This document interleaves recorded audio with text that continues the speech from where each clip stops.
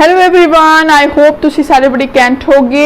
Welcome back to my YouTube channel All in One Classes, and in today's lecture we're going to talk about the structure of sentence in English.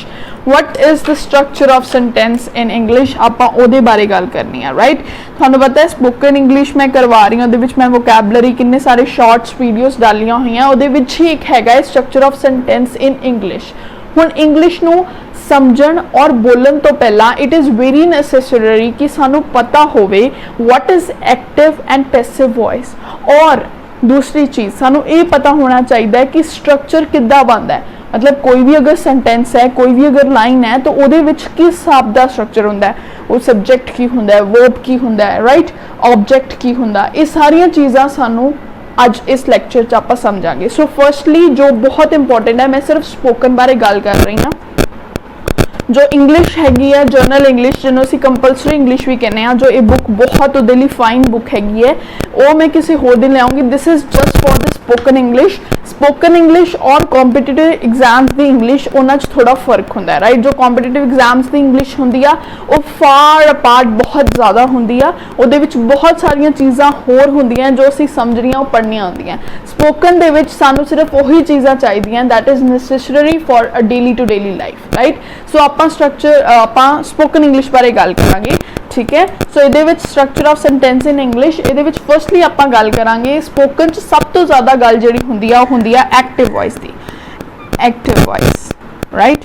आपां active voice बारे गल करांगे कि actual च active voice की हुंदी आ, किद्दां असीं उहनूं देख सकदे आ, सही समझ सकदे आ. एक्टिव वॉइस बेसिकली की हुंदी है कि जदों एक बंदा वो आप ही दूसरे नाल गल कर रहा हुंदा है, राइट. जिवें मैं डायरैक्टली थोड़े नाल गल कर रही हाँ, ठीक है. तुसीं जिन्ने जाने मैनूं सुन रहे हो, I am talking to you directly, right. हुण सपोज करो अगर मैं हुण तुहानूं दसदी हां पैसिव वॉइस च की फर्क हुंदा है.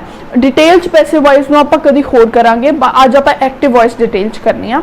एक्टिव वॉइस जिन्नी मतलब थानू स्पोकन च चाहिए है ना, सिर्फ आपां उन्नी करनी है, ज़्यादा फालतू कुछ नहीं करना, राइट. स्पोकन स्पोकन च आपां ज़्यादा ध्यान अपनी वोकैबलरी, राइट, अपनी फ्लुएंसी इहदे वल देना, अपनी प्रोनाउंसिएशन इहदे वल देना हुंदा है. सो ये चीज़ थोड़ी इंपॉर्टेंट हुंदी है जदों आपां इंग्लिश के सेंटेंस नूं समझना हुंदा है कि एक्चुअल इंग्लिश का जो सेंटेंस है वो बनता कितना है. सो साडे को हो गया एक्टिव वॉइस. एक्टिव वॉइस मतलब हाँ, एक्टिव वॉइस मैं दसदा अगर मैं डायरैक्टली थोड़े नाल गल कर रही हाँ, so that is the active voice. And what about the passive. अगर कोई जिवें मैं ये चीज़ पढ़ा रही हाँ, अगर कोई इस चीज़ नूं लैके कोई वीडियो बनाता है कि इस ऑल इन वन क्लासेस दे जो भी इंसान है उन्हें ये चीज़ पढ़ाई सी, राइट. तो आपां उन्होंने की कह दिंदे आ पैसिव वॉइस. जदों कोई दूसरा या तीसरा बंदा किसी बारे गल कर रहा है, ठीक है. हुण आपां गल करते हैं एक्टिव वॉइस बारे. एक्टिव वॉइस दे विच जो फर्स्ट चीज़ सपोज करो आपां अगर समझना है कि ये अगर मैं हाँ, दिस इज़ मी, ठीक है, आई एम वेरी हैप्पी. सो ए तुसी हो, मतलब मैं थानू पढ़ा रही हाँ, ठीक है. अगर अपने को ए वर्ड हैगा, एक लाइन हैगी आ, लाइन हैगी आ साडे को, मैं बोलदी हाँ आई टीच इंग्लिश. हुण देखो मैं की हाँ, दिस इज़ मी, राइट. मैं की हाँ, मैं हैगी हाँ काम करन वाली, राइट. जो करन वाला है, करन वाला, राइट. मैं थोड़ा हिंदी च लिख दिनी हाँ करन वाला, राइट. मैं काम करन वाली हाँ, ठीक है. हुण मैं कोई काम कर रही हाँ, this is what I am doing. मैं कोई काम किया, सपोज करो इत्थे इदा भलाता, ठीक है, ए वाला काम मैं किया, ठीक है. इत्थे साडे को वर्ब आया, ठीक है. मतलब वर्ब मतलब क्रिया, एक्शन, काम जिहड़ा होया, राइट, एक्शन, ये कोई काम होया. उस तो बाद जिहड़ा आ देखो आ जिहड़ा है मैं काम कीता, जिहड़ा मैं काम कीता वो मैं थोड़े ते कीता, मतलब थानू वो काम तुसी वो काम नू समझिया, वो काम नू मतलब जानिया, उन्होंने काम नू लिया, right. This is you, sorry, this is you, right. This is you मतलब तुसी लैन वाले हो, काम लैन वाले, मतलब जिहड़ा काम मैं कर रही हाँ इंग्लिश मैं पढ़ा रही हाँ, तुसीं उहनूं समझण वाले हो, ठीक है। जिन्हां ते काम हो रहा है एक्चुअल च, जिन्हां ते काम हो रहा है, राइट। दिस इज मी, मैं करन वाली हाँ, जिहड़ी काम कर रही है मतलब डस, काम कर रही है। दिस इज वर्ब, कोई एक्शन हो रहा है। दिस इज करता, ठीक है। और दिस इज जिस पर हो रहा है वो काम, मतलब I teach English. Now I means मैं, ठीक है। मैं टीच, मैं पढ़ा रही हाँ, की पढ़ा रही हाँ, I am teaching English, right. I teach English मतलब कि मैं की कर रही हाँ, मैं इंग्लिश पढ़ा रही हाँ, तुहानू मैं इंग्लिश पढ़ा रही हाँ, तुहानू इंग्लिश की कर रही हाँ, मैं तुहानू इंग्लिश की कर रही हाँ, तुहानू इंग्लिश मैं पढ़ा रही हाँ। What I am doing, what the action is doing here, action की हो रहा है इत्थे, दैट इज कि मैं थानू टीच कर रही हाँ, मैं थानू पढ़ा रही हाँ, ठीक है। सो ये साडे सेंटेंस का फॉर्मेट हुंदा है। हुण अगर इसी सेंटेंस दे विच देखना है दा structure, so I means subject जो डस करदा है, this is subject, this is verb and this is object. जिते काम हो रहा है, जो काम कर रहा है, डज, जिहड़ा एक्शन हो रहा है, ठीक है, और जिहदे ते हो रहा है, ऑन। दिस इज जो काम कर रहा है, ठीक है। जो कर रहा है मतलब की कर रहा है, वो है की कर रहा है, ठीक है। ते की जिस पे हो रहा है, जिते जिहदे ते होंदा है, वो है वाला, ठीक है। This is all about active voice. अगर तुसीं स्क्रीनशॉट लैना चाहुंदे ले सकते हो, ठीक है। हुण ये सी साडे विच, सानू सिर्फ एक्टिव वॉइस च इन्नी गल समझण दी लोड़ आ। सब्जेक्ट की हुंदा है, वर्ब की हुंदा है, ऑब्जेक्ट की हुंदा है।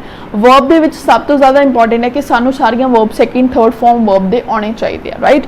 वर्ब्स दीयां जिहड़ियां फॉर्म्स हुंदियां वो सानू पता होनियां चाहिए, सानू आउणियां चाहिए। मे बी इहदे विच होण, बट आपां सारियां दी लोड़ नहीं है। हौली हौली जिद्दां भी अगे वधांगे मैं तुहानू दसूंगी किहड़ी किहड़ी आपां नू वर्ड दी लोड़ आ। हुण आपां कुछ होर देख लईए, कुछ जिहड़ा एक्सेंट हैगा है इंग्लिश दे विच। मैं पिछले लैक्चर च भी दस के थी कि आपां नूं पता है 26 एल्फाबेट लैटर्स हुंदे आ, ठीक है, इंग्लिश दे विच। बट ओदियां अगे जो फर्दर 44 साउंड्स हुंदियां, राइट। जिहदे 26 लैटर चो 5 साडे को वोवल्स हुंदे आ, वोवल्स दे अगों 20 साउंड्स हुंदियां।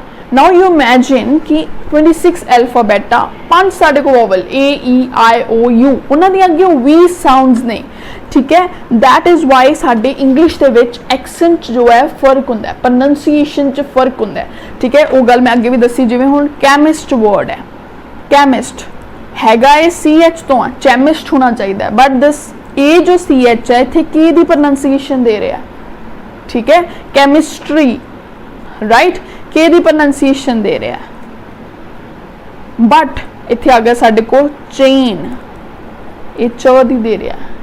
सो सानू ये चीज़ नू समझना पएगा कित्थे सी एच के दी दे रहा है, ठीक है, कित्थे ओ सी एच दी दे रहा है। ए इंग्लिश दे विच this is the importance of learning phonetic, ठीक है। फेनेटिक मैं पहला भी वो बुक च सारा पढ़ाया, फेनेटिक ट्रांसक्रिप्शन, फेनेटिक सारा कुछ, बट हुण उन्होंने मोर डिटेल वो सी थोड़े paper point of view. But pronunciation दे विच, वोकैबलरी दे विच, साडी फ्लुएंसी दे विच, असी एक्सेंट दे विच ये चीज़ बहुत इंपॉर्टेंट कर दी है, राइट। सो कुछ मैं तुहानू दस दिंदी हाँ। जिवें हुण देखो आपां हिंदी जां इंग्लिश दे विच आपां की कहंदे आ, मैं पढ़ रही हाँ जां मैं पढ़ांगी, मैं पढ़ांगा। मुंडा होएगा तो पढ़ांगा कहेगा, ठीक है, बट कुड़ी होगी तो मैं पढ़ांगी कहांगी। बट इंग्लिश दे विच आपां की कहंदे आ, I study, whether we are a girl, ठीक है, whether she is a girl और अ बॉय, असी की कहने आ, I study, right, I am studying. आपां ये नहीं कहंदे ना आई स्टडिंग, जे कुड़ी आ ते आई स्टडी, मतलब स्टडी सारिਆਂ ਲਈ ਵੱਖਰੀ आ, सॉरी सेम आ इंग्लिश दे विच, बट हिंदी दे विच की हो जांदा पढ़ांगी, पढ़ांगा, ठीक है। जो इंग्लिश है ना वो कुछ चीज़ां जो बहुत यू नो डिफरेंट होंदियां हिंदी दे नालों। हिंदी दे विच की हुंदा है, हिंदी जां पंजाबी दे विच की हुंदा है, जेड़ा अल्फाबेट हुंदा है हर एक अल्फाबेट दा एक साउंड हुंदा है, ठीक है, ਉਹਦਾ अपना साउंड हुंदा है, साउंड चेंज नहीं होता। बट इंग्लिश दे विच सानू पता है 26 अल्फाबेट है सिर्फ, बट साउंड्स बहुत ज़्यादा हैं। वो साउंड्स नू बैलेंस करन लई कोई वर्ड साइलेंट हो जाता है, कोई वर्ड की डिफरेंट ट्रांसक्रिप्शन हो जाती है, कोई वर्ड का डिफरेंट यू नो आ जाता है। कैमिस्ट्री दे विच जिवें केमिस्ट दे विच, चेन दे विच किसी का वखरा आ जाता है। इस सारे वास्ते it's very important to learn जो इंग्लिश असी पढ़नी है स्पोकन दे विच। स्पोकन दे विच देखो अगर असीं स्पोकन सीखनी है, स्पोकन च 4 चीज़ां हैं जो बहुत ज़्यादा इंपॉर्टेंट है, ठीक है, जिहदे तो बिना असीं स्पोकन नहीं पढ़ सकते। First one is reading, second is writing, third is listening, and the fourth is speaking. Speaking सब तो एंड ते आउंदी आ। फर्स्टली सानू रीड करना पेगा, हैबिट ऑफ रीडिंग ये सानू पाउणी पवेगी, ठीक है। जो असीं अच्छियां अच्छियां स्टोरीज पढ़ांगे, कोई मॉरल बुक्स हो गईयां, कोई डिफरेंट स्टोरीज हो गईयां, राइट, बेड टाइम स्टोरीज हो गईयां, ये जो असीं सारियां पढ़ांगे सानू समझ आएगा एक्चुअल च स्ट्रक्चर की हुंदा है। फिर सानू हौली हौली साडी वोकैबलरी इनक्रीज होएगी। वोकैबलरी ये नहीं कि तुसीं फड़ो डिक्शनरी ते वोकैबलरी पढ़न बैठ जाओ, इदां ना ना किसी नूं होई आ। वोकैबलरी याद होएगी by reading different types of books. जो उस चीज़ का मतलब देखो, हुण जिवें एक मैं स्टोरी पढ़ी सी कल, जिहदे तो पहला मैनूं नहीं सी पता what is the meaning of word gap, right. तुहाडे चों भी बहुत सारे जाणिਆਂ नूं नहीं पढ़ेगा। मैं एक स्टोरी पढ़ी सी गिफ्ट ऑफ गैप, राइट, ये स्टोरी पढ़ी सी। इस तो मैनूं पता लगा what is the meaning of gap, नहीं तो मैनूं अज तो पहला सीरीयसली मैनूं नहीं सी पता गैप का मतलब की हुंदा है। गैप का मतलब हुंदा है जो इंसान बक-बक करदा है, बट जो दी बक-बक हुंदी आ वो मतलब जिवें उहनूं कह सकदे आ कि ओहदी आर्टिकुलेशन बहुत वधिया, मतलब उहनूं हैगा टैलेंट ऑफ स्पीकिंग। बक-बक कोई छड्डो, he has a talent of speaking, मतलब जो बोलदा है ना ते लोकी मनमोहित जिन्नूं असीं कह दिंदे आ ओह हो जांदे आ। गैप, गिफ्ट ऑफ गैप मतलब बहुत गिफ्ट मतलब तोहफा, टैलेंट ऑफ स्पीकिंग दा तोहफा, टैलेंट मिलिया जो उसनूं गैप कहंदे आ, राइट। सो कुछ हाँ, हुण एक बहुत ज़्यादा इंपॉर्टेंट वर्ड है जिहड़ा हमेशा लोग गलत बोलते हैं, दैट इज़ हुण अगर तुसी इस वर्ड नूं बोलोगे, अगर तुसी प्रोनाउंसिएशन नहीं सीखी, अगर तुसी साउंड नहीं सीखोगे तो तुसी इस वर्ड नूं बोलोगे एक्सटेम्पोर, राइट। अगर असी भी नहीं सीखी हुंदी, मैं भी पहला जो पहला सी उदों मैं भी इनू एक्सटेम्पोर ही कहने, बिकॉज वी थिंक कि हर एक वर्ड दी जो हैगी है साउंड वो असी वखरी निकालनी है, extempore, but it is wrong, it is extempore, right. एदी जो प्रोनाउंसिएशन है that is extempore, it is not extempore, ठीक है। आई होप कि इत्थों तक तुहानूं क्लीयर होएगा, ठीक है। एक्सटेम्परे हो गया जिवें so I think so this is enough for आपां एक बारे गल कर रही सी। रीडिंग मतलब रीडिंग आपां गल कर ली, बुक्स। राइटिंग किद्दां कि असीं जदों डिफरेंट चीज़ां जदों पढ़दे आ फिर असीं लिखना भी स्टार्ट करना चाहिए सानूं। राइटिंग दे विच मैं नहीं कहती लैटर लिखो, जां असीं पिछली वारी जिवें बुक कीती सी केएलएस उहदे विच राइटिंग डिफरेंट पार्ट सी, बट राइटिंग बहुत इंपॉर्टेंट आ जदों असीं स्पीकिंग करनी है, क्योंकि जिवें मैं नोट्स टेकिंग कराया सी उहदे विच राइटिंग बहुत इंपॉर्टेंट सी। सिमिलरली स्पोकन इंग्लिश दे विच writing, and the third one that is most important that is listening. वैसे भी बहुत कहते हैं कि घट बोलो वध सुनो, मतलब लिसन जोड़ा है वो ज़्यादा करना चाहिए, क्योंकि लिसनिंग नाल की होंदा है सानू नॉलेज मिलती है, सानू नॉलेज प्राप्त होंदी है, ठीक है। जो असीं सुनते हैं चीज़ों को सुनते हैं तो सानू की होंदा है, सपोज करो कि अगर सानू इंग्लिश नहीं भी आती, अगर सानू प्रैपोजिशन एडवर्ब इन्हां सारियां चीज़ों बारे नहीं भी इन्फॉर्मेशन, तां भी जो असीं अगर कोई असीं अच्छियां बुक्स पढ़ियां जां असीं किसी चीज़ को सुनते हैं जां पढ़ते हैं तो सानू समझ आ जाती है भी नहीं यार किते तो कुछ गड़बड़ है, ये जो वो सेंटेंस है ना ये सही नहीं हैगा, इस मैनू गड़बड़ी लग रही है। वो जिहड़ी गड़बड़ी असीं फड़दे हैं ना उह असीं तां ही फड़ सकते हैं अगर असीं रीडिंग अच्छी तरह कीती होवे जां फिर लिसनिंग अच्छी तरह कीती होवे, मतलब ये दोवें अच्छी तरह अगर कीते होण तां असीं उस चीज़ को फड़ सकते हैं, ठीक है। ਜਿਹੜੇ हिंदी मीडियम के बच्चे पंजाबी मीडियम के उन्होंने थोड़ा टाइम लगता है इस चीज़ को ग्रैस्प करने लई। स्पोकन इंग्लिश के उन्होंने जो पकड़ आ वो क्यों इन्नी स्लो होंदी आ, क्योंकि उन्होंने रीडिंग और लिसनिंग उस चीज़ च नहीं की होंदी, ठीक है। चाहे आप भी इन्ने हैगे नहीं इस चीज़ फ्लुएंट, बट फिर भी जो असीं इंग्लिश मीडियम च पढ़ते हैं ना, आप स्कूल पढ़ते हैं, साडे टीचर्स इंग्लिश नाल कॉन्टैक्ट करते हैं, साडियां बुक्स इंग्लिश च होंदियां, तां सानूं उस चीज़ को समझ आती है। बट जिहड़े इंग्लिश हिंदी वाले भी you don't need to worry, क्योंकि अगर तुसी हुण भी रीडिंग राइटिंग लिसनिंग स्टार्ट करोगे तुसी बहुत ज़्यादा अच्छे लंघ सकते हो। कई बारी यू नो उन्हां दे विच टैलेंट दबिया रह जाता है, वो करते नहीं बाहर। सो फिर आंदी है साडे कोल स्पीकिंग।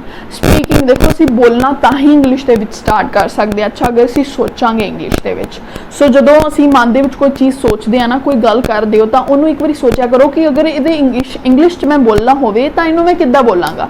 ये चीज़ असीं जदों करदे हैं ना तो सानूं हौली हौली अंडरस्टैंडिंग स्टार्ट हो जाती है। अपने आप नाल गल करिया करो, शीशे दे अगे खलो के द बेस्ट एक्सरसाइज जिहड़ी मैं करदी हां, शीशे दे अगे खलो के कोई भी टॉपिक ले लिया करो, तुसीं समझिया करो भी तुसीं लीडर हो, right. Leader in the sense कि मतलब कोई भी हो रहा है, स्पीच हो रही है, तुसीं उहदे च हैड हो एंड तुसीं उस स्पीच बारे बोलना है, राइट। तुहानूं बुलाया गया as a guest, special guest, अपने आप को स्पेशल फील कराओ, right. As a special guest तुहानूं बुलाया गया है, now you have to speak in English. तुसीं इंग्लिश दे विच जो पूरी स्पीच है जिहड़ा भी तुहानूं ईजी लगदा है टॉपिक, कोई भी डिफरेंट टॉपिक फड़ लिया करो, तुसीं उस चीज़ बारे बोलो, ठीक है। उस चीज़ बारे अपने व्यूज़ दो, उहदे नाल की होएगा कि तुहानूं एक ते इंग्लिश च प्रैक्टिस होएगी, दूसरी तुहाडी यू नो तुसीं अगर इस चीज़ बारे सोचोगे, कोई भी टॉपिक लोगे उहदे बारे सोचोगे तो तुहाडा यू नो माइंड दा व्यू होएगा, ठीक है। So this is all for today's video. I hope you like the video. If you like the video please comment, like, share जरूर कर दियो। See you in the next video. Till then bye bye, have a nice day.